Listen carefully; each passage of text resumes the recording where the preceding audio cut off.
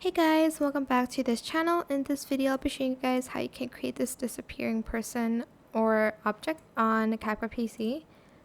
Select your video and then copy and paste it. And I'm just going to basically select the mask, and I'm just going to go here and I'm just going to crop her out of the purple one here.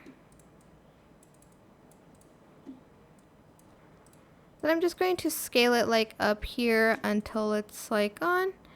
I know there's purple stuff here. You can adjust it later using a darker color.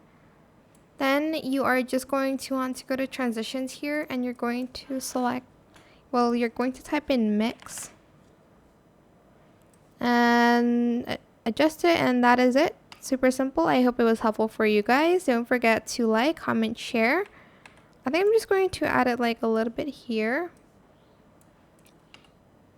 Like that. And that is it for this video. I hope it was helpful for you guys. Don't forget to like, comment, share. Also subscribe to this channel if you haven't done that already. If you have any more questions, just leave it in the comment section down below. I will try my best to answer them all for you guys. And if you found this video helpful, please click the thanks button as well. That is it for this video. Thank you so much for watching. Bye.